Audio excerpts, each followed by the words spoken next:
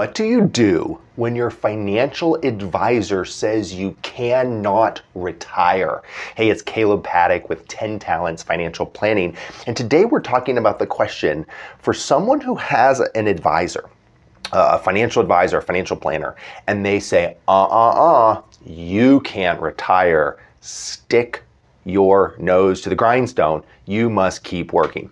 So some of the questions here, being in the profession, your advisor may have good reasons for saying this. However, we want to ask a few key questions that I've written down here and we can go through together. Has the advisor sat down with you and looked at your monthly or annual burn rate? This is a burn rate.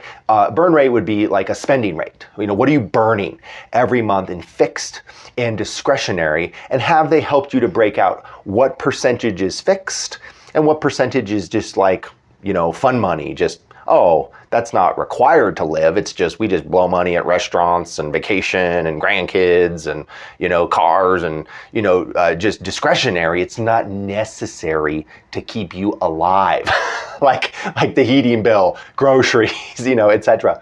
So have they done this?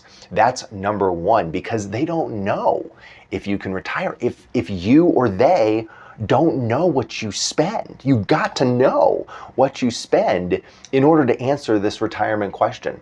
Have they asked for copies of your Social Security statements? Social Security, like it or not, is a fixed income source with cost of living adjustment guaranteed by our federal government. So huge part of the retirement planning experience, and you gotta know what's going on there and whether working a year or two even matters, depending on where you're at for that Social Security benefit. Have they run a Social Security claiming strategy? So let's say you or you and your spouse have not yet, or one or the other, haven't taken Social Security yet. Has your advisor run a detailed Social Security claiming strategy informing you of the benefits and the drawbacks of different timing for claiming Social Security? You got to do it. You can't answer the question, can I retire, without doing this. All right. Have they asked for a copy of your tax return?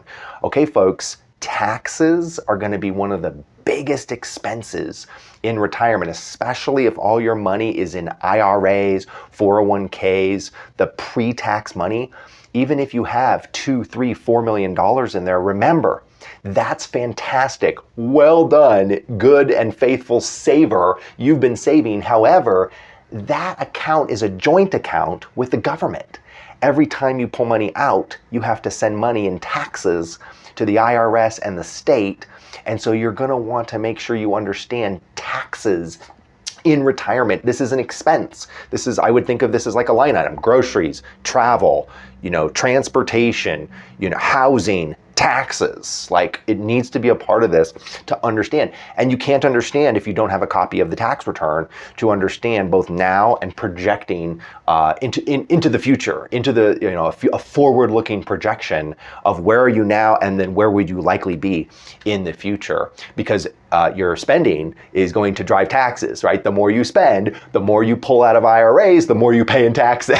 So it's all connected, folks. It's all connected together in the plan. So I could keep going on, but I'm gonna stop.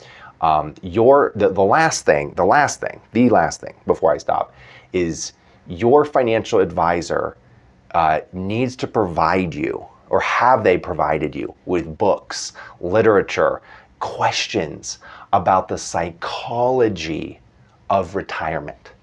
Okay, listen. I've helped many folks approach and enter retirement. The psychology of retirement, some would argue in the profession, is bigger than the numbers and the number crunching, because retirement is such a big life transition. So has your advisor asked you any questions? Have they done some of the soft skills, provided a book, provided a blog, literature, any type of forum to understand the non-financial side of retirement? If they have not, they may just be a money manager, right? Your advisor, they may not be a retirement planner. And then that's fine, but these questions should reveal that they may just manage money. That's about 10% of the retirement puzzle, is just kind of managing the money.